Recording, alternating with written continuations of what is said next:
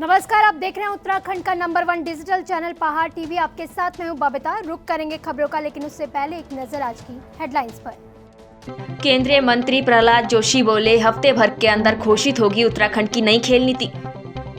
14 नवंबर को रविवार होने से अब 15 नवंबर को रहेगी इगास की छुट्टी, शासनादेश जारी। कंगना रनौत के खिलाफ एफआईआर दर्ज करने की मांग, यूथ कांग्रेस ने पुलिस को दी तहरीर।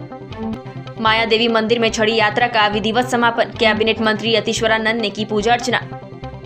रामनगर से कांग्रेस की पदयात्रा का हुआ आगाज। साली की हत्या कर शव से किया था दुष्कर्म, काशीपुर का हैवान जीजा गिरफ्तार। उत्तराखंड शासन ने 14 नवंबर को इगास बग्वाल पर्व पर सार्वजनिक अवकाश घोषित किया था, लेकिन 14 नवंबर को रविवार होने के कारण अब 15 नवंबर को प्रदेश में पर्व की छुट्टी रहेगी। इसको लेकर शासनादेश भी जारी कर दिया गया है। आपको बता दें कि 14 नवंबर के दिन रविवार होने के कारण इगास को लेकर पूर्व सीएम हरीश रावत ने सीएम पुष्कर सिंह धामी पर निशाना साधा था। उन्होंने कहा कि जब इगास पर्व इतवार को पड़ रहा है तो छुट्टी देने का क्या फायदा होगा। उन्होंने कहा कि सीएम की घोषणाओं का लाभ इगास प्रेमियों को नहीं मिलेगा। ऐसे में अब उत्तराखंड सरकार ने अपने शासनादेश में फेरबदल करते हुए 14 नवंबर की जगह 15 नवंबर को सार्वजनिक अवकाश की घोषणा की है। नरेंद्रनगर के घंटाकर्ण धाम पहुंचने पर प्रदेश के मुख्यमंत्री पुष्कर सिंह धामी, माता मंगला और भोले महाराज का मंदिर समिति के पदाधिकारियों सहित उपस्थित जनसमूह और श्रद्धालुओं ने ढोल दमाऊ और फूल मालाओं के साथ जोरदार अभिनंदन किया। इस मौके पर दूर दराज क्षेत्र से हजारों की संख्या में लोग भगवान घंटाकर्ण का आशीर्वाद लेने घंटाकर्ण मंदिर धाम पहुंचे। इस मौके पर मुख्यमंत्री पुष्कर सिंह धामी, माता मंगला और भोले महाराज ने घंटाकर्ण धाम का लोकार्पण कर पूजा अर्चना की और घंटाकर्ण के परम भक्त भगत सजवान की मूर्ति स्थापित के लिए भूमि पूजन भी मुख्यमंत्री द्वारा किया गया। इस मौके पर मुख्यमंत्री ने मंदिर परिसर सौंदर्यकरण और अन्य विकास कार्यों सहित कुल 1 करोड़ 4 लाख रुपए के विभिन्न विकास योजनाओं का शिलान्यास और लोकार्पण किया। भाग्य मानता हूँ कि भगवान घंटाकर्ण देवता के इस प्रांगण में आने का मुझे सौभाग्य मिला है और हमारी सरकार हमेशा तीर्थाटन को बढ़ाने के लिए, धर्मार्थ को बढ़ाने के लिए यहाँ पर हर प्रकार का तीर्थाटन है, जो हमारा धार्मिक तीर्थाटन है वो बढ़े। इसलिए ऐसे जितने भी हमारे ऐसे पवित्र स्थल हैं, उन सभी स्थलों को हम लोग आगे विकसित कर रहे हैं, उनका सौंदर्यीकरण कर रहे हैं, हर प्रकार से विकास कर रहे हैं। अभी माननीय प्रधानमंत्री जी ने केदारनाथ धाम में वहाँ से केबल रोपवे चलाने की बात कही है। हमारे यहाँ जल्दी केबल कार से केदारनाथ पहुँचेंगे, हेमकुंड साहब पहुँचेंगे। चारों धामों का आज केदारपुरी में 400 करोड़ से भी ज़्यादा योजनाओं का काम वहाँ पर चल रहा है। 225 करोड़ की योजनाओं का काम पूरा हो चुका है। द्वितीय चरण में 184 करोड़ का काम गतिमान है। तृतीय चरण की भी अभी केदारनाथ जी में अप्रैल माह से काम प्रारंभ हुआ है।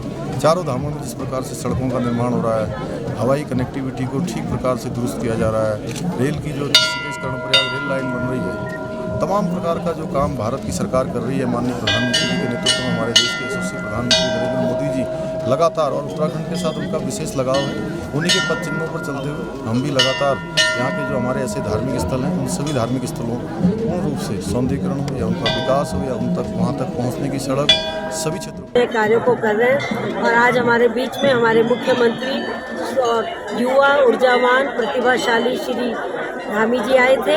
उन्होंने बहुत सुंदर सुंदर योजनाएं करी हैं, योजनाएं दी हैं, और इस क्षेत्र में मुझे लग रहा है कि अब विकास का दौर बहुत बढ़ेगा। सुबोध दुनियाल जी भी आए थे, उन्होंने भी बहुत सी योजनाएं की हैं। और आज हमने भी अपने पिताजी स्वर्गीय श्री शौर्य चक्र विजेता श्री मातवर सिंह सजवान के नाम से यहाँ धर्मशाला का 50 लाख का आज हम लोग अनुदान दे रहे हैं। और हमारे पूर्वज आज प्रसन्न है कि हमारे कुल देवता का यहाँ मंदिर बना, और सबके प्रयास को मैं देख रही थी जब हम हेलीकॉप्टर से आए थे।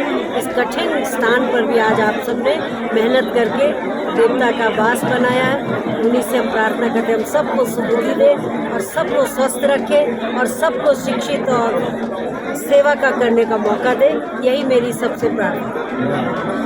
पत्रकार उमेश कुमार ने लक्सर क्षेत्र के दात की कला गांव में पत्रकारों के सम्मान में एक वॉलीबॉल मैच का उद्घाटन किया। वॉलीबॉल के इस मैच में अन्य प्रदेशों से भी आई टीमों ने भी भाग लिया। इस दौरान क्षेत्र के काफी संख्या में लोग उपस्थित रहे। पत्रकार उमेश कुमार ने कहा कि खिलाड़ियों को नशे से दूर रहना चाहिए। उन्होंने कहा कि क्षेत्र में इस तरह के खेल निरंतर होते रहने चाहिए, जिससे कि क्षेत्र के युवाओं का भी उत्साह बढ़ता है और उन्हें आगे बढ़ने के लिए एक जरिया भी मिल जाता है। उमेश कुमार ने बताया कि जीतने वाली टीम को 11,000 की धनराशि दी जाएगी। रनर अप अब टीम को 5100 की धनराशि दी जाएगी। साथ ही पत्रकार उमेश कुमार ने इस वॉलीबॉल मैच कमेटी को 41,000 रुपए की धनराशि भी दी है। इस दौरान खिलाड़ियों के अलावा काफी संख्या में क्षेत्रीय लोग भी उपस्थित रहे। कांग्रेस ने कल रामनगर से महंगाई के खिलाफ पूर्व मंत्री हरीश रावत के नेतृत्व में पदयात्रा का आगाज रामनगर से शुरू किया। कल रामनगर में पूर्व मुख्यमंत्री हरीश रावत के नेतृत्व में सैकड़ों कांग्रेस कार्यकर्ताओं ने रैली निकालते हुए महंगाई के खिलाफ प्रदर्शन किया। वहीं प्रेस वार्ता करते हुए उन्होंने कहा, यह पदयात्रा का आगाज आज रामनगर से हुआ है, जो प्रदेश के लगभग सभी जिलों और नगरों तक जाएगी। उन्होंने कहा कि इसका मुख्य उद्देश्य महंगाई है। आज महंगाई की वजह से प्रदेश की जनता हमारे साथ आ गई है और हमने इस कार्यक्रम का नाम भाजपाई ढोल की पोल खोल रखा है। उन्होंने कहा कि इस पदयात्रा का मुख्य मकसद भाजपा के द्वारा की गई बेरोजगारी और महंगाई का विरोध करना है और जनता को जागरूक करना है। रैली का ये पदयात्रा है, इसका सीधा अर्थ है कि महंगाई के खिलाफ और बेरोजगारी की बढ़ती हुई इस विभीषिका के खिलाफ कांग्रेस जनों की लड़ाई, आम जनता की लड़ाई। और इसमें मैंने अब कल तय किया ये शाम तक, तो मैंने सबका आह्वान किया। मैंने कहा जो भी महंगाई के खिलाफ है, जो भी बढ़ती हुई बेरोजगारी से चिंतित है, वो सब लोग इस पदयात्रा में सम्मिलित हों। कुछ लोग आए भी, मैं उनका बहुत धन्यवाद करना चाहता हूँ। और हम इसको एक सर्वपक्षीय अभियान के रूप में बदलेंगे और सबको जोड़ेंगे। और इसमें जगह जगह जा करके मैं इसी तरीके की पदयात्राएं आयोजित करूँगा। हाल ही में पद्मश्री पुरस्कार से सम्मानित हुई अभिनेत्री कंगना रनावत के देश की आजादी पर दिए एक बयान का विरोध हो रहा है। यूथ कांग्रेस के कार्यकर्ताओं ने हरिद्वार की ज्वालापुर कोतवाली पहुंचकर कंगना रनावत के खिलाफ तहरीर दी और उन पर देशद्रोह का मुकदमा दर्ज करने की मांग की। आपको बता दें कि अभिनेत्री कंगना रनावत ने हाल ही में एक टेलीविजन प्रोग्राम के दौरान कहा था कि देश को आजादी 2014 में मिली है। उससे पहले जो आजादी मिली थी वह सिर्फ एक भीख थी। देखिए, 2 दिन पूर्व एक टेलीविजन कार्यक्रम में, जिनको हाल फिलहाल में पद्मश्री मिला, फिल्म अभिनेत्री कंगना रनौत द्वारा यह कहा गया कि जो आज़ादी हमें 1947 में मिली थी वो मात्र एक भीख थी और असली आज़ादी 2014 में मिली है। आज जब उन्होंने देश की आज़ादी को भीख बताया, तो साथ साथ उन्होंने देश की स्वाधीनता को, देश के गणतंत्र को और बाबा साहब के संविधान को, जो आज़ादी के पूर्व हमें मिला, उस सबको उन्होंने अस्वीकार किया, उन सब का अपमान करने का काम किया। और हम आज इसी आशय से इस कोतवाली में आए थे। यदि जिस महिला ने देश की आज़ादी का अपमान किया, स्वतंत्रता का अपमान किया, गणतंत्र का अपमान किया, संविधान का अपमान किया, उस पर राष्ट्रद्रोह बनता है। और हम चाहते हैं कानून अपना काम करे और उस उक्त महिला के खिलाफ राष्ट्रद्रोह का मुकदमा कायम हो। लंबे इंतजार के बाद जूना अखाड़े द्वारा निकाली गई पवित्र छड़ी यात्रा कल 1 महीने बाद वापस हरिद्वार आ गई है, जिसका समापन जूना अखाड़ा के माया देवी मंदिर में हुआ। संतों का स्वागत करने कैबिनेट मंत्री अतीश्वर आनंद पहुंचे, जिसके बाद हरिद्वार की अधिष्ठात्री मां माया देवी के मंदिर में अगली छड़ी यात्रा तक पवित्र छड़ी विश्राम करेगी। जूना अखाड़ा के अंतर्राष्ट्रीय सभापति प्रेम गिरी ने कहा, चारों धाम और संपूर्ण उत्तराखंड का भ्रमण करने के बाद यह छड़ी 26 दिनों बाद आज माया देवी मंदिर पहुंची है। उन्होंने बताया कि इसका मुख्य उद्देश्य सनातन धर्म का प्रचार और उत्तराखंड का पलायन रोकना है। देखिए, आज जो है, आज जूना अखाड़े की जो छड़ी यात्रा है, जिसमें आज हमारे जूना अखाड़े के सभापति श्री प्रेम गिरी जी महाराज की अध्यक्षता में आज जो छड़ी यात्रा है उसका समापन हो चुका है। और अभी हम यहाँ से शामपुर से हम सीधा मायादेवी मंदिर में जाएंगे और वहाँ जो है, वहाँ जूना अखाड़े की जो छड़ी है वो माता जी के मंदिर में रखी जाएगी। देखिए, हमें बहुत दुख हुआ जब हमने सुबह न्यूज़पेपर हमने पढ़ा, उसमें ये दिया गया है, उन्होंने बहुत विवादित बयान दिया है। तो मैंने जो है अब एक पुस्तक उनकी मंगाई हुई है, तो पुस्तक को देख के मैं उनके ऊपर जो है FIR लॉन्च करूँगा। ने भी कहा कि भगवान राम का नाम जो लेते हैं वो राक्षस से समान है। इसीलिए मैंने कहा था, जब मुझे आप लोगों ने पूछा आपने जो है भाजपा का नाम क्यों लिया, कारण यही है, एक ही पार्टी है, भाजपा पार्टी है, जो राम का नाम लेती है। और अगर कांग्रेस दोबारा आएगी तो यही होगा, जैसे जिन्होंने जो बयान दी है, जिन्होंने किताब में छापा हुआ है, कि उससे क्या दिक्कत होगी, हमें जो मंदिर बनने में दिक्कत आ जाएगी। इसलिए हमें भाजपा को लाना बहुत जरूरी है। ये हमारी जो परंपरा थी, वो जो परंपरा चालू हुई तो हम लोग गदगद हो गए। कई सदियों से परंपरा रुकी थी, लेकिन आज छड़ी का 3रा वर्ष है। हमारे जूना अखाड़े के संरक्षक हरिगिरी जी महाराज के नेतृत्व में उन्होंने बहुत कोशिश की, परिश्रम किया, बहुत बार मुख्यमंत्री से वार्तालाप हुई। हमारे अखाड़ा परिषद के जो पहले अध्यक्ष नरेंद्र जी उन्होंने सबने 13 अखाड़ों ने इसको ये परमिशन दिलाई और हम लोगों को ये व्यवस्था सौंपी। हम लोग आज इस छड़ी को अपने साथ पूरे उत्तराखंड के समस्त धामों में घूमने के बाद अपने को अहोभाग्य समझते हैं कि छड़ी के माध्यम से समस्त तीर्थों को मैंने भ्रमण किया और धर्म का प्रचार किया। और बीजेपी सरकार को भी बधाई देता हूं कि माननीय मुख्यमंत्री ने जिसको परमिशन दी और इसका हमने लक्ष्य रखा सनातन धर्म का प्रचार प्रसार एवं पलायन को रोकना, ये हमारी प्रथम पहलू थी, भूमिका थी और इसी का लक्ष्य करके हमने पूरा किया। आज 26 दिन के बाद कांगड़ी में रुकी, उसके बाद अब माया देवी में विश्राम करेगी 1 साल के, अगले वर्ष फिर ये प्रारंभ हुई 1 महीने के लिए छड़ी। ओम नमः पार्वती। कल कालाडूंगी विधानसभा से शिवसेना प्रत्याशी मुकेश जोशी के नेतृत्व में शिव सैनिकों द्वारा ब्लॉक कार्यालय के सामने पूर्व केंद्रीय मंत्री और वरिष्ठ कांग्रेस नेता सलमान खुर्शीद का पुतला दहन किया गया। मुकेश जोशी ने कहा कि सलमान खुर्शीद की पुस्तक sunrise over Ayodhya nationhood in our time में खुर्शीद ने हिंदुत्व की तुलना बोको हराम और ISIS से की है, जो कि समस्त हिंदू समाज का अपमान है और इसके लिए खुर्शीद पर देशद्रोह का मुकदमा दर्ज होना चाहिए और खुर्शीद को कड़ी से कड़ी सजा मिलनी चाहिए। उत्तरकाशी कांग्रेस पार्टी ने 2022 का चुनाव संक्रांत करके चुनाव का बिगुल फूंक दिया है। गंगोत्री विधानसभा से पूर्व विधायक विजयपाल सजवाण ने प्रेस वार्ता में भाजपा के विरोध चुनावी बिगुल बजा दिया है। भाजपा में शामिल होने की बात को विजयपाल सजवाण ने एक सिरे से नकार दिया। उन्होंने भाजपा पर आरोप लगाते हुए कहा कि भाजपा के पास गंगोत्री विधानसभा से 9 से 10 प्रत्याशी हैं, उनको भाजपा चुनाव में भेजे। हमीरपुर हिमाचल प्रदेश कांग्रेस के पूर्व सांसद सुरेश चंदेल भी उत्तरकाशी जनपद पहुंचे, जिसमें उन्होंने कांग्रेस पार्टी को आगे बढ़ाने की बात कही। आपको बता दें कि पूर्व सांसद सुरेश चंदेल पार्टी विस्तार के लिए उत्तराखंड का दौरा कर रहे हैं। 22 का संक्रांत की हमने आज यहाँ पर घोषणा करी है। निश्चित तौर पर आज भारतीय जनता पार्टी की इस डबल इंजन की सरकार के खिलाफ जो मुद्दा, जो माहौल है, जो इनकी विफलताएं हैं, चाहे महंगाई का मुद्दा रहा हो, बेरोजगारी का मुद्दा रहा हो, किसानों के कर्जों का माफ़ी का मामला रहा हो, बार बार मुख्यमंत्री को बदलने का मामला रहा हो, नौकरियों में भ्रष्टाचार का मामला रहा हो, तमाम मुद्दों को लेकर आज कांग्रेस पार्टी का कार्यकर्ता इन मुद्दों को लेकर जनता के बीच में हम जा रहे हैं और जनता के बीच में जाकर इनकी विफलताओं को, सरकार की विफलताओं को लेकर हमारी सरकार के द्वारा जो ऐतिहासिक कार्य जो हमारी सरकार के द्वारा करवाए गए, जो मेरे द्वारा उस समय OBC का यहाँ पर इस क्षेत्र में गंगोत्री विधानसभा को OBC करवाने का मामला रहा हो, यहाँ के इंजीनियरिंग कॉलेज खुलवाने का मामला और जितने भी सड़क, शिक्षा और उसके साथ जो ऐतिहासिक कार्य हमने करा है, इन बातों को लेकर जनता के बीच में कंपेरिजन करने हम जा रहे हैं। इन लगभग 3.25 के साल में क्या गंगोत्री विधानसभा का क्या विकास हुआ? आज ना है पार्किंग बस अड्डा है, न यहाँ पर पुल बन पा रहे हैं, न सड़कें बन पा रही है, स्वास्थ्य सेवाएं, रेफर सेंटर बन चुका है, यहाँ की सड़कों पर्यटन की कोई नीति ये नहीं बना पाए, यहाँ के पलायन और रोजगार के बारे में सरकार ने कुछ नहीं किया। केवल अब इनको याद आ रहा है 4.5 साल बाद अब इन्हें जनता की याद आ रही, अब ये भर्तियाँ भी निकाल रहे हैं, अब ये घोषणाएं भी कर रहे हैं और इन सबसे अब जनता इनके भड़काव में आने वाली नहीं है। अब जनता का वोट, जनता इस समय पूरे प्रदेश में कांग्रेस को अपना आशीर्वाद देने आ रही है और निश्चित तौर पर इस समय जनता गंगोत्री यहाँ से उत्तरकाशी की 3 सीटें हम अपने प्रभारियों को विश्वास दिलाना चाहते हैं कि हम कांग्रेस की झोली में 3 सीटें। अटकलों पे आपने विराम लगा दिया। मैंने निश्चित तौर पर आपसे कहना चाहूँगा आपके प्रेस के साथियों से, आप मेरे पुराने साथी भी हैं, आप मेरा चरित्र भी जानते हैं, आप सब जानते हैं कि यार जब 2016 में मेरे को करोड़ों रुपए की 10-10 करोड़ की ऑफर आ रही थी, तब मैंने कांग्रेस पार्टी नहीं छोड़ी, मुझे मंत्री पद का भी ऑफर आ रहा था, सब आ रहा था। तो आज हम इस पार्टी को छोड़ी, जिस पार्टी ने मुझे यहाँ तक पहुँचा है, जिस पार्टी अब निश्चित तौर पर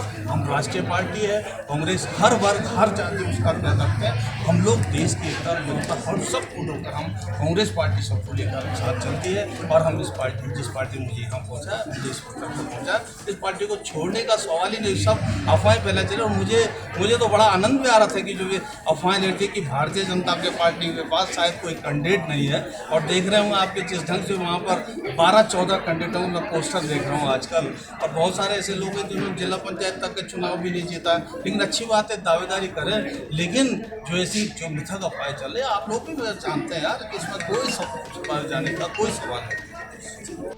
हल्द्वानी के MBPG कॉलेज में छात्रों पर पुलिस ने कल लाठीचार्ज कर दिया। कॉलेज में एडमिशन की सीटों को बढ़ाने की मांग को लेकर ABVP और NSUI के छात्र आंदोलन कर रहे थे और कल छात्रों ने CO की गाड़ी को घेर लिया, जिसके बाद पुलिस ने छात्रों पर लाठीचार्ज कर दिया, जिससे नाराज छात्रों ने नारेबाजी करते हुए जमकर हंगामा काटा। छात्रों ने कॉलेज के प्राचार्य BR पंत को उनके कार्यालय में ही बंधक बना लिया। एमबीपीजी कॉलेज में छात्रों की भारी भीड़ जुट गई। पुलिस और छात्रों के बीच तीखी नोकझोंक भी हुई, जिसके बाद पुलिस ने छात्रों के ऊपर बल प्रयोग किया। पुलिस की इस कार्रवाई के विरोध में छात्र अब भी प्राचार्य को बंधक बनाकर प्रदर्शन कर रहे हैं। साथ ही छात्रों ने मांग की है कि एमबीपीजी कॉलेज में एडमिशन के लिए सीटें बढ़ाने के साथ ही लाठीचार्ज करने वालों पर कार्रवाई की जाए। प्राचार्य छात्रों को समझाने की कोशिश में जुटे हैं और छात्र मानने को तैयार नहीं है। गदरपुर पुलिस ने एक महिला की हत्या के आरोपी को गदरपुर क्षेत्र से गिरफ्तार किया है, जिसके बाद पुलिस ने हत्या के आरोपी को जेल भेज दिया है। आपको बता दें कि बीते 31 अक्टूबर एक महिला की हत्या हो गई थी, जिसके बाद गदरपुर पुलिस ने मृतिका के भाई द्वारा दिए गए तहरीर के आधार पर जांच कर रही थी। इसी क्रम में कल गदरपुर के मुकंदपुर के कब्रिस्तान के पास से हत्या के आरोपी को गिरफ्तार करके पूछताछ की गई तो पता लगा कि हत्या के आरोपी मृतिका का जीजा था और पारिवारिक कलह के चलते रंजिश रखता था। इसी के चलते महिला की हत्या करने के बाद उसके साथ दुष्कर्म करने की बात आरोपी ने कबूली है। जैसा कि एफआईआर में बताया गया था कि उनकी सिस्टर शाइस्ता तकरीबन 21 साल की थी। वो घर पे अकेली रह रही थी उस टाइम, और जब वो वापस आए 30 तारीख को तो अपनी सिस्टर को मरी हुई अवस्था में पाया और अर्धनग्न अवस्था में पाया। पुलिस के द्वारा जो है छानबीन की गई, आसपास के लोगों से जानकारी की गई, तमाम सीसीटीवी उनका भी अवलोकन किया गया और आसपास के लोगों से जानकारी की गई तो एक लेडी के द्वारा ये संज्ञान में बात आई कि एक व्यक्ति आरिफ नाम का वो घटना से एक दिन पहले वहाँ आया था। उसके द्वारा उस लेडी को ये बताया गया कि शाइस्ता जो है मृतका, उसका जो है पारिवारिक विवाद उनसे था और उनकी जो शाइस्ता की बड़ी सिस्टर नूरबानो थी उसने आरिफ को छोड़ दिया था और उसका कारण भी वो शाइस्ता को ही मानता था। आरिफ ने ये बात कि मैं इसको छोड़ूंगा नहीं, ये बात उस लेडी को बताई थी। उसी के आधार पर आगे कार्य करते हुए पुलिस के द्वारा कार्रवाई की गई। बात ये आई सामने कि आरिफ जो है वो नेपाल काठमांडू में कहीं काम करता है किसी फैक्ट्री में। तो पुलिस के द्वारा छानबीन की गई, जानकारी की गई, नेपाल पुलिस से भी संपर्क किया गया और आज क्योंकि अभी उस नूरबानो वो जिंदा थी तो आरिफ का एक मोटिव ये भी था कि नूरबानो को भी किसी तरीके से ठिकाना लगाना है। उसी कार्य को अंजाम देने के लिए आज वो पुनः इसी साइड आया हुआ था। तो आज उनको जो है गदरपुर थाना क्षेत्र से गिरफ्तार किया गया है और उनके पास से जो मृतका के 2 मोबाइल वो बरामद किए गए हैं। जो आरोपी द्वारा घटना के समय कपड़े पहने हुए थे वो भी बरामद किए गए हैं और उनके द्वारा शाइस्ता को मारने के उपरांत उसके साथ जो है शारीरिक संबंध बनाए गए। उस संबंध में अभियोग में धारा 404 और 376 की वृद्धि की गई है और आज उनको गिरफ्तार करने उपरांत माननीय न्यायालय में पेश किया जा रहा है। आगामी 15 नवंबर से कॉर्बेट नेशनल पार्क का ढिकाला जोन पर्यटकों के लिए खुलने जा रहा है। ऐसे में अब देश विदेशी पर्यटक जल्द ही बाघ समेत अन्य वन जीवों का दीदार कर सकेंगे। आपको बता दें कि विश्व प्रसिद्ध जिम कॉर्बेट नेशनल पार्क का सबसे पसंदीदा ढिकाला जोन आगामी 15 नवंबर को सुबह 6 बजे डे विजिट और नाइट स्टे के लिए खोल दिया जाएगा, जिसको लेकर कॉर्बेट प्रशासन ने तैयारियां पूरी कर ली है। सड़कों की मरम्मत के साथ ही ढिकाला जोन के अंदर गेस्ट हाउस की भी सफाई करवा दी गई है। कॉर्बेट टाइगर रिजर्व का जो ढिकाला जोन है जो मोस्ट पॉपुलर है वो 15 नवंबर से स्टार्ट हो रहा है। इस जोन में नाइट स्टे और डे विजिट कैंटर के द्वारा की जाती है। ढिकाला जोन में लगभग ढिकाला, सबदली, गैरल और सुल्तान में कुल मिला के लगभग 28 रूम्स हैं जिसमें पर्यटक नाइट स्टे कर सकते हैं। इसके अलावा 4 कैंटर जो हैं वो डेली ऑपरेट करते हैं और उसमें भी टूरिस्ट जो हैं वो जा सकते हैं। जो बुकिंग है अभी 15 नवंबर से 14 जनवरी तक की खुली हुई है और इसमें टूरिस्ट ने ऑलमोस्ट जो है ढिकाला जोन की मैक्सिमम बुकिंग जो है वो हो चुकी है। इसमें इंडियंस भी हैं और फॉरेनर्स भी हैं जो बुकिंग करा रहे हैं। मंगलोर विधायक काजी निजामुद्दीन के द्वारा अपनी विधायक निधि से इंटरनेशनल स्तर पर खेलों में अपनी पहचान बना चुके खिलाड़ी लिबबर हेडी में कुश्ती हॉल बनाने का निर्णय लिया गया है, जिसका शिलान्यास कल राजस्थान की विधायक और gold medallist wrestler Krishna Poonia के द्वारा किया गया। इस मौके पर खुद मंगलोर विधायक काजी निजामुद्दीन और पूर्व राज्य मंत्री मनोहर लाल शर्मा मौजूद रहे। राजस्थान से विधायक और gold medallist wrestler Krishna Poonia को मंगलौर रोड की झबरेड़ा सहित 4 विधानसभाओं की जिम्मेदारी दी गई है। इसी कड़ी में कल कृष्णा पुनिया मंगलोर विधायक द्वारा बनाए जा रहे रेसलर हॉल का शिलान्यास करने पहुंची। में आके तो देहात में तो पले बड़े हैं, खुशी होती है हमेशा देहात में आके। और आज हमारे जो मंगलोर से विधायक हैं काजी निजामुद्दीन जी, उन्होंने अपने विधायक निधि से यहाँ रेसलिंग की प्रतिभाओं को देखते हुए रेसलिंग हॉल देने का निर्णय लिया, जिसका आज हमने शिलान्यास किया है। और मैं इस मौके पे इतना ही कहना चाहूँगी कि यहाँ पर उन्होंने प्रतिभाओं को आगे बढ़ाने के लिए उसी सोच के हिसाब से जो आज शिलान्यास कार्यक्रम रखा है, निश्चित तौर पे उनकी सोच को मैं सलाम करती हूँ। और आने वाले समय में हमारे जो पहलवान हैं वो काफ़ी ओमवीर जी जो हैं, काफ़ी लड़कियों को, अपनी बेटियों को भी आपने आगे बढ़ाया है इंटरनेशनल लेवल तक। निश्चित तौर पर इनकी प्रतिभा जो है हमारे काम आएगी और हमारी प्रतिभाओं को हम आगे बढ़ाएंगे। तो नहीं तो उत्तराखंड में एक खिलाड़ी होने के नाते, प्रभारी लगने के बाद उन्होंने एक खिलाड़ी को मान सम्मान देते हुए मेरे हाथों से हरिद्वार के भगवानपुर पुलिस ने 2 वाहन चोरों को गिरफ्तार किया और पकड़े गए बदमाश रुड़की क्षेत्र के रहने वाले हैं। आपको बता दें कि आरोग्यम अस्पताल के HR की महिंद्रा चोरी की घटना के बाद पुलिस हरकत में आई थी, जिसके बाद चोरी की हुई गाड़ी के साथ दोनों आरोपियों को पुलिस ने जेल भेज दिया है। कांग्रेस पार्टी के गढ़वाल लोकसभा प्रभारी कुलदीप कुमार कल जिला मुख्यालय पौड़ी पहुंचे, जहां उन्होंने आगामी चुनाव को लेकर पार्टी के पदाधिकारियों और कार्यकर्ताओं के साथ बैठक की। बैठक के बाद मीडिया से वार्ता करते हुए कुलदीप कुमार ने कहा कि आगामी चुनाव में कांग्रेस पार्टी को जीत दिलाने के उद्देश्य से सभी लोगों को एकजुट करना बहुत जरूरी है। जो लोग मनमुटाव के चलते एक नहीं हो पा रहे हैं, उनको भी एक करने का काम किया जा रहा है। उन्होंने कहा कि हिमाचल में जिस तरह भाजपा को क्लीन स्वीप किया है, आने वाले चुनाव में भाजपा को उत्तराखंड में भी क्लीन स्वीप किया जाएगा। यही हमारी जिम्मेवारी दी है कि हमने हर वर्कर का मान सम्मान रखना है। हर वर्कर का कोई मनमुटाव है उसको दूर करना है। और ये हर वर्कर जानता है कांग्रेस पार्टी का, और इसको ये भी पता है कि आज कांग्रेस पार्टी को की सेवा जो है वो देश की सेवा है। क्योंकि जो इस वक्त पार्टी सत्ता में बैठी है उसने लोकतंत्र की हत्या कर रखी है। लोकतंत्र को बचाना है और कांग्रेस पार्टी को लाना है और देश में लोकतंत्र स्थापित करना है। ये कांग्रेस पार्टी के वर्कर, हर वर्कर समझता है, लेकिन उनके जो मनमुटाव हो उनका जो मान सम्मान है हम रखेंगे। और कल को कांग्रेस की सरकार आती है तो हर वर्कर जो होगा वो मंत्री होगा, हर वर्कर मुख्यमंत्री होगा। वो चाहे एक गांव में हो, चाहे पौड़ी गढ़वाल में हो, चाहे कहीं और हो, चाहे चमोली में हो, अगर कांग्रेस की सरकार है तो वो छाती चौड़ी करके वो घूम सकेगा और वो अपने आप को मंत्री समझेगा। ये काम करके हम निश्चित तौर पर यहाँ पर कांग्रेस की सरकार बनेगी। लक्सर में छठ पूजा से वापस लौट रहे 2 बच्चों के ट्रेन की चपेट में आने से एक बच्चे की मौत और एक के घायल होने की घटना अब तूल पकड़ने लगी है। आपको बता दें कि उत्तराखंड सीएम ने लक्सर में अंडरपास की घोषणा की थी, लेकिन घोषणा के बाद लंबा समय गुजर जाने पर भी आज तक अंडरपास का निर्माण नहीं हो सका। लक्सर तहसील प्रशासन और रेलवे प्रशासन द्वारा कई बार सर्वे किया गया, लेकिन हर सर्वे की रिपोर्ट आज तक सार्वजनिक नहीं हो सकी। लक्सर की आम जनता रेलवे लाइन का अंडरपास न होने से एक बड़ी समस्या से जूझ रही है। यहाँ होने वाले हादसों से अधिकारी भी कोई सबक लेना नहीं चाहते।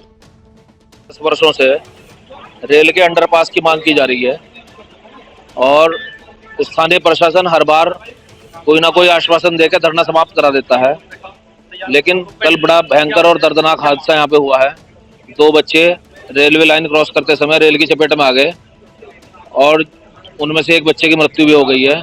तो जनता में पुनः बहुत दुख और गुस्सा है और सबकी मांग है कि यहाँ पर अंडरपास का निर्माण होना चाहिए। उसी मांग के समर्थन में जब व्यापार मंडल के अध्यक्ष मनोज भाई ने यहाँ धरने पे बैठने का ऐलान किया तो हमने फिर उनका समर्थन किया है और सब लोग यहाँ पे धरने पे बैठ रहे हैं। और अब तो ये प्रयास है कि जब तक ये निर्माण कार्य शुरू ना हो जाए तब तक ये धरना लगातार चलना चाहिए। मैं क्षेत्र की जनता से भी अपील करूंगा कि ये काम एक आदमी के जिम्मे ना छोड़ें, सब लोग आकर यहाँ पे सहयोग करें और इस धरने और आंदोलन को तब तक चलने में हमारा मार्गदर्शन और सहयोग करते रहें जब तक कि रेल अंडरपास का निर्माण, चाहे वो रेल प्रशासन की गलती से या वो स्थानीय प्रशासन की गलती से हुआ हो, लेकिन निर्माण शुरू होना चाहिए। इसमें कोताही अब बर्दाश्त नहीं की जाएगी। हम रेल अंडरपास की मांग कई सालों से करते आ रहे हैं। हमारे सामने कई SDM भी आकर जा चुके, कई DRM भी बदले जा चुके, लेकिन अंडरपास पर कोई काम नहीं हुआ। और अंडरपास ना होने की वजह से कई हादसे यहाँ पर बड़े बड़े हो भी चुके हैं। और हाल ही में कल जो हादसा हुआ उसमें एक बहुत दर्दनाक हादसा हुआ, इसमें एक बालक की जान चली गई और एक बच्ची अभी सीरियस है। मान लो शायद अंडरपास होता तो शायद ये हादसा ना होता। रेल प्रशासन या स्थानीय प्रशासन रेल अंडरपास को बनाने में क्यों रुचि नहीं ले रही है, कोई पता नहीं चल रहा। तो भैया अब हम इस धरना स्थल से जब ही उठेंगे जब अंडरपास पर काम शुरू हो जाएगा। कर्णप्रयाग के नैनीसैंड, कालूसैंड, सेरागाछ, आमसोड़ मोटर मार्ग पर डामरीकरण न होने पर ग्रामीणों ने आक्रोश जताया है। ग्रामीणों ने उप जिलाधिकारी को ज्ञापन देकर जल्द मोटर मार्ग पर डामरीकरण करने की मांग की है। ग्रामीणों का कहना है कि यदि जल्द ही मोटर मार्ग पर डामरीकरण नहीं किया जाता है तो आगामी विधानसभा चुनावों का बहिष्कार किया जाएगा। जैसे कि पिछले कई वर्षों से हम अपने सड़क के डामरीकरण के लिए प्रयासरत हैं और विभाग PWD गोचर द्वारा बराबर संपर्क में बने हुए हैं, लेकिन कर्णप्रयाग, नैनीसैंड, कालूसैंड, सिरेगाड़, आमसोड़ मोटर मार्ग जो है पिछले 12 वर्षों से खतियाड़ी से कालूसैंड, सिरेगाड़ और आमसोड़ तक विभाग द्वारा प्रथम चरण का कार्य करने के पश्चात उधर तक झांका तक नहीं गया है। रोड की बहुत बुरी स्थिति है। ग्रामीण जनता अपने नित्य कार्यों के लिए जैसे स्वास्थ्य, शिक्षा और अपने ज़रूरी सामान की आपूर्ति के लिए रोज़ कर्णप्रयाग आवागमन करती है और अपने जान जोखिम में डाल करके कर्णप्रयाग आती है। हम आज उप जिलाधिकारी कर्णप्रयाग के माध्यम से विभाग को ये ज्ञापन देना चाहते हैं कि अगर हमारी सड़क का जो कि कर्णप्रयाग, नैनीसैंड, कालूसैंड, सिरेगाड़, आमसोड़, बगोली मोटर मार्ग है, इसको अगर खतियाड़ी से कालूसैंड, सिरेगाड़, बगोली, आमसोड़ तक यथाशीघ्र इसका डामरीकरण नहीं किया गया तो हम आने वाले 2022 के जो विधानसभा चुनाव होंगे इसमें हम पूर्ण रूप से दो जो हमारे पोलिंग बूथ हैं, एक कालूसैंड पोलिंग बूथ और दूसरा जो सेरा पांखुड़ी का पोलिंग बूथ है, हम इन दोनों बूथों पर विधानसभा चुनाव का बहिष्कार करेंगे। आस्था का मंदिर मां भराड़ी देवी मंदिर में अष्टमी तिथि के दिन पूजा अर्चना करने के लिए लोगों की भीड़ लगी। लोगों ने पूजा अर्चना कर मां भराड़ी से स्वास्थ्य लाभ की प्रार्थना की। मामला टिहरी जनपद के नगर पंचायत चमियाला का है, जहां नगर पंचायत चमियाला में कार्यरत पर्यावरण मित्रों ने बड़ा आरोप लगाया है। उनका कहना है कि काफी लंबे समय से उनके PF का पैसा ठेकेदार द्वारा उनके PF खाते में जमा नहीं किया गया है, जिसके लिए वे दर दर भटक रहे हैं। उनका यह भी आरोप है कि इस मामले में उन्होंने नगर पंचायत चमियाला में अधिशासी अधिकारी से लेकर नगर पंचायत अध्यक्ष को कई बार अपनी समस्या बताई, लेकिन उन्हें केवल आश्वासन ही मिला है। उनके हक का उनका PF का पैसा उन्हें नहीं मिला। यही नहीं, उन्होंने यह भी आरोप लगाया कि उनका महीने का वेतन भी उन्हें समय पर नहीं मिलता है। इसके अलावा उन्हें जून महीने का वेतन भी अभी तक नहीं मिला है। मैं नगर पंचायत में 4 साल से काम करता हूँ और जो वेतन है हमारे वो भी समय पर नहीं मिलता है। और जी हमें काम में तो सुबह को भी और शाम में दोनों टाइम काम करना पड़ता है और तब भी हमारा वेतन समय से नहीं मिलता। हमारा PF भी नहीं मिला है और PF तो ऐसे कह देते हैं, जब हम बोलते हैं जी हमारा PF दिलवा दो, हमारी तनख्वाह डलवा दो, तब ये लोग ये कहते हैं कि हाँ हो जाएगा, करो काम पे लगो, हो जाएगा। फिर भी हम संतुष्ट हो जाते हैं। फिर 1 हफ्ते के 2 हफ्ते के बाद फिर हम बोलते हैं जी हमारा PF डलवा दो, हमारे तनख्वाह वेतन डलवा दो। समय पे वेतन भी तनख्वाह भी नहीं आती। हमारी जून तक की वेतन अभी भी रुकी हुई है, जून की वेतन भी नहीं आया। साहब हम क्या करें, गरीब आदमी हैं। अच्छा आप ये बताइए क्या आपको पूरा वेतन मिल रहा है कि उसमें भी कटौती होती है? अभी पूरा वेतन नहीं मिल रहा जी। नहीं, जो महीने का आपका पूरा वेतन होता है तो वो पूरा मिलता है कि उसमें भी कटौती होती है? उसमें भी कटौती होती है जी, वो भी पूरा नहीं मिलता है। उसमें इतनी कटौती होती है कि हमारे इन्होंने 12,000 बता रखा था, हमें 9,000 रुपये मिलते हैं बस, इससे ज़्यादा नहीं मिलते हमें। अच्छा हम तो मिलते हैं 8,000 भी डाल देते हैं, 7,000 भी डाल देते हैं, पर पूरा वेतन नहीं दे पाते। अच्छा आप जो कह रहे हैं, जो आपका जैसे आपका जून का तनख्वाह का मामला है और PF का मामला है, क्या आपने नगर पंचायत अध्यक्ष को बताया इस मामले को? हमने जी अध्यक्ष साहब को भी, महोदय अध्यक्ष साहब को भी बोला इस बारे में कि हमारा PF डलवाओ, हमारे वेतन डलवाओ। जून के वेतन भी रुका हुआ है, हमारा PF भी पता नहीं क्या क्या नंबर ऐसे दे रखे हैं उलपटाक। हम जहाँ भी लेके जाते हैं ऑनलाइन दुकान पे तो दुकान वाले कह देते हैं अरे इसमें कुछ नहीं है, भागो तुम भीड़ लगा के खड़े हो जाते हैं। जयप्रकाश एक चीज़ और एक चीज़ हम आपसे और जानना चाहेंगे। जब हमने आपके और लोगों से बात की, वो ये कहते हैं कि जब आप शिकायत के लिए आगे आते हैं तो आपको नौकरी से निकालने की धमकी मिलती है, क्या ये बात सही है? बिल्कुल धमकी देते हैं जी, ये कहते हैं कि जी नौकरी करना है तो करो, नहीं तो भाग जाओ। इसी तरीके से भी हमारे साथ में वारदात करे हैं लोगों ने। मैं 2-3 साल से यहाँ पे नगर पंचायत में काम करता हूँ और साहब हमारे जून की तनख्वाह नहीं आ रखी है, उसमें भी टाल कर रहे हैं और हमारा PF नहीं मिला अभी तक। सारा कोरोना काल में काम करा हमने, सब लोग अपने अपने घर पे रहे साहब, और हम यानी कि रोडों पे लोगों के यहाँ पे कहीं सैनिटाइज करा, कहीं सफाई अभियान चलाया, कहीं कुछ करा हमने साहब। हम बहुत ज़्यादा परेशान है साहब। आपको पीएफ का पैसा कितने समय का रुका हुआ है?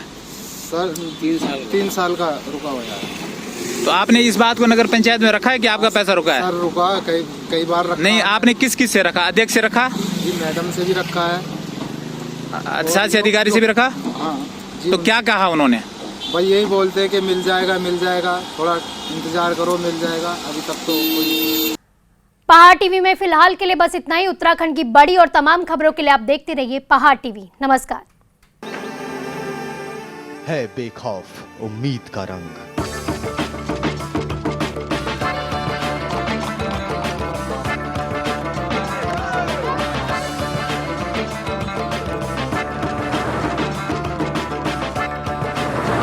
है आस्था भी।